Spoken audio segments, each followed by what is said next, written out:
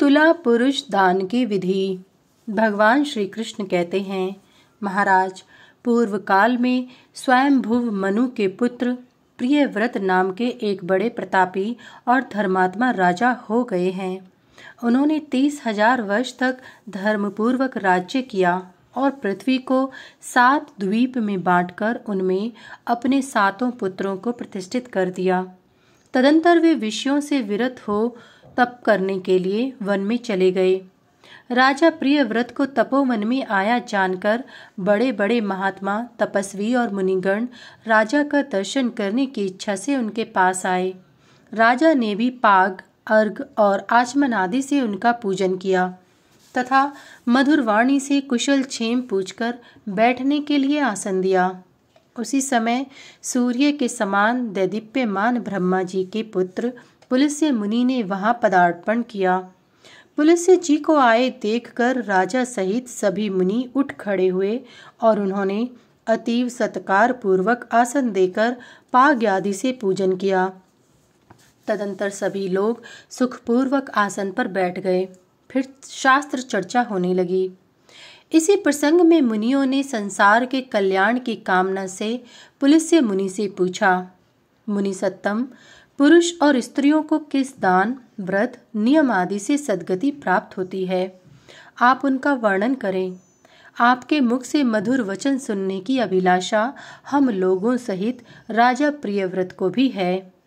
पुलस्त्य मुनि ने कहा, मुनीश्वरों, मैं सभी दानों में उत्तम, सुगुप्त और सर्व पापहारी तुला दान की विधि बता रहा हूँ, जिसके करने से स्त्री अथवा पुरुष ब्रह्म हत्या, गौ हत्या, पितृ हत्या, गुरु पत्नी गमन, कूट साक्ष्य, झूठी गवाही आदि अनेक पापों से छूटकर विशुद्ध शरीर हो जाता है। यदि मनुष्य को ब्रह्मलोक प्राप्ति की इच्छा है तो वे कृच्छ, चंद्रायण आदि व्रत तथा तुला पुरुष दान करे। मुनियों, कृच्छ, चंद्रायण आदि व्रत वनवासी ब्राह्मणों, भिक्षुओं और विधवा नारियों के लिए कहे गए हैं।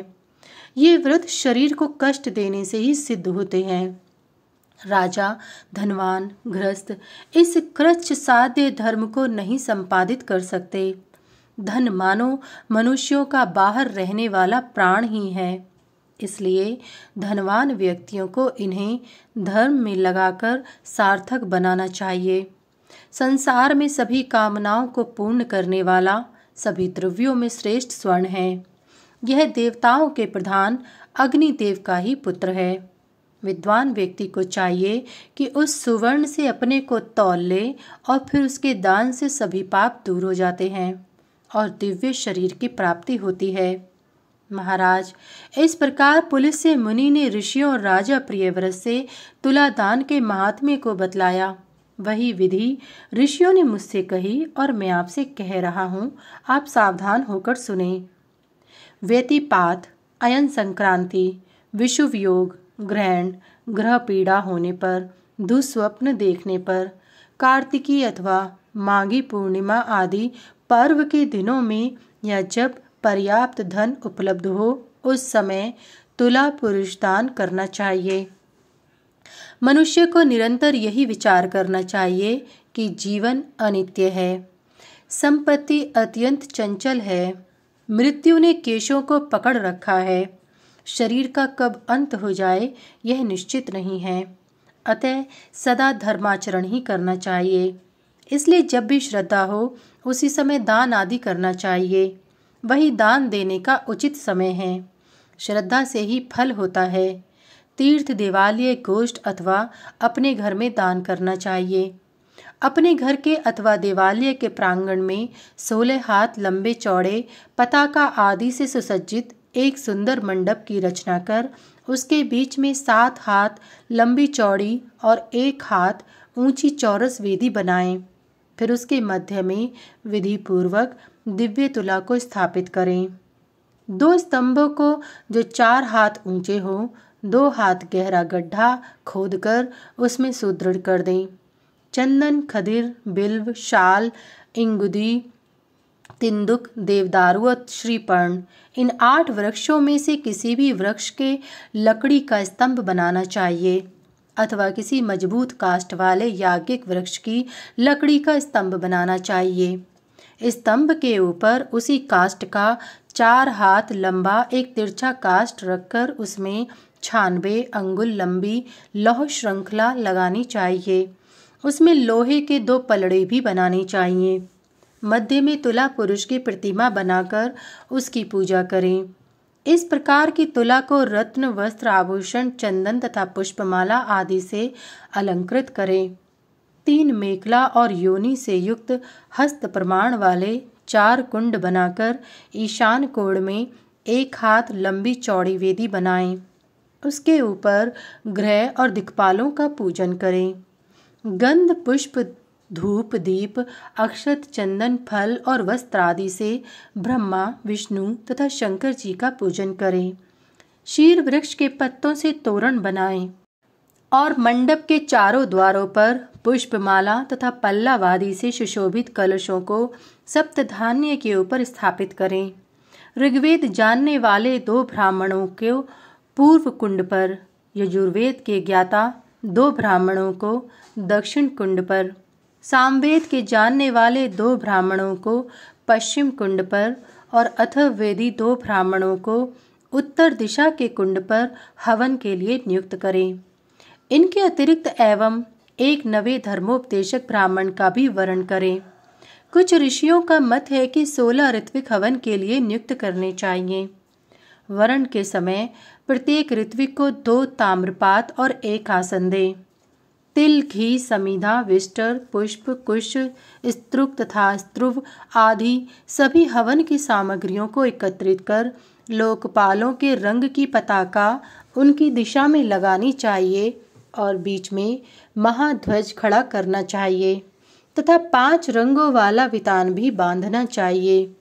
इस प्रकार सभी सामग्रियों को संपादित कर सभी शिल्प कार्यों में निपुण शिल्पकार बढ़ई ब्राह्मणों के साथ बनाए गए उस मंडप को यजमान को दिखलाएं। यज्ञ की रक्षा के लिए यजमान स्नान कर श्वेत वस्त्र पहनकर इंद्रादि दिक्पालों का आवाहन करे तथा उन्हें बलि प्रदान और प्रार्थना करें। उस समय अनेक प्रकार के शंख, तूर्य आदि वाद्य बजते रहें और मंगल वेदाध्वनि होती रहे। आवाहन आदि के मंत्रों का भावार्थ इस प्रकार है। हे इंद्रदेव, आप देवताओं के स्वामी और वज्र धारण करने वाले हैं। सभी अमर, सिद्ध और साध्य आपकी स्तुति करते हैं तथा अप्सराओं के समूह आप पर पंखा झलते हैं। आप यहाँ पधारिए और हमारे यज्ञ की रक्षा कीजिए। इंद्र देवता को नमस्कार है, ऐसा कहकर इंद्र का आवाहन करना चाहिए। अग्निदेव, आप सभी देवताओं के हव्य वाहक हैं। मुनिवर गण सब ओर से आपकी सेवा करते हैं। आप अपने तेजस्वी लोक गणों के साथ यहाँ आएं और मेरे यज्ञ की रक्षा करें। आपको प्रणाम है, ऐसा कहकर अग्निदेव का आवाहन करना चाहिए। सूर्य पुत्र धर्मराज, आप सभी देवताओं द्वारा पूजित दिव्य शरीरधारी और शुभ एवं अशुभ तथा आनंद एवं यज्ञ के अधीश्वर हैं। हमारे कल्याण के लिए हमारे यज्ञ की रक्षा कीजिए। आपको नमस्कार है, ऐसा कहकर यम का आवाहन करना चाहिए। निऋति देव, आप लोकों के अधीश्वर तथा राक्षस समूह के नायक हैं। पिशाचनाथ, आप बैतालों और पिशाचों के विशाल समूह के साथ यहाँ आइए और मेरे यज्ञ की रक्षा कीजिए। आपको प्रणाम है, ऐसा कहकर निऋति का आवाहन करना चाहिए। वरुण देव, विद्याधर और इंद्र आदि देवता आपका गुणगान करते हैं। आप समस्त जलचरों, समुद्रों, बादलों एवं अप्सराओं के साथ यहाँ आइए तथा हमारी रक्षा कीजिए। आपको नमस्कार है, ऐसा कहकर वरुण का आवाहन करना चाहिए।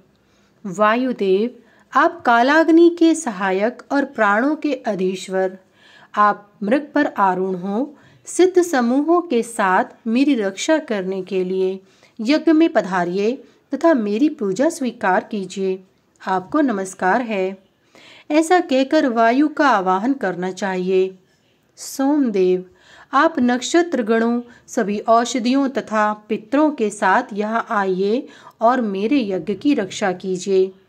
भगवन, आप मेरी पूजा स्वीकार कीजिए, आपको प्रणाम है। ऐसा कहकर सोम का आवाहन करना चाहिए। संपूर्ण भूतों के स्वामी विश्वेश्वर, विश्वमूर्ति, ईशान देव, आप त्रिशूल, कपाल, खटवांग धारण करने वाले अपने गणों के साथ हमारे यज्ञ में सिद्धि प्रदान करने के लिए उपस्थित होइए और लोकेश मेरी पूजा ग्रहण कीजिए।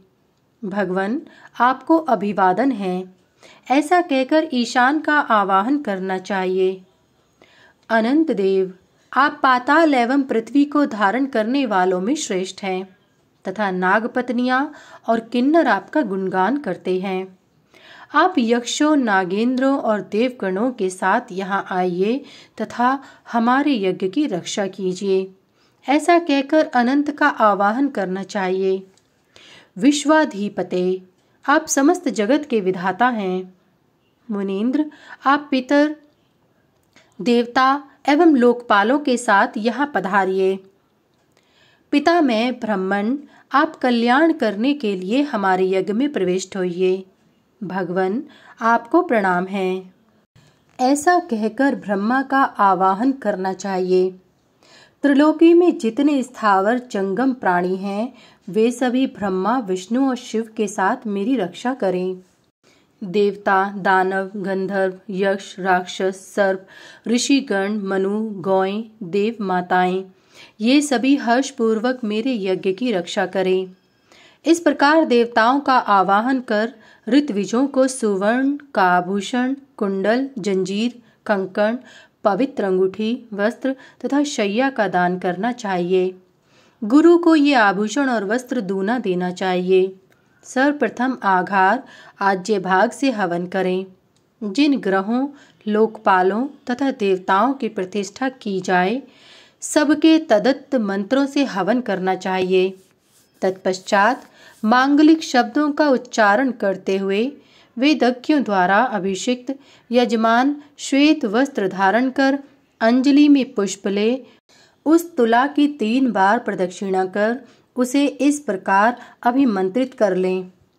तुले, तुम सभी देवताओं की शक्ति स्वरूपा हो, तुम्हें नमस्कार है।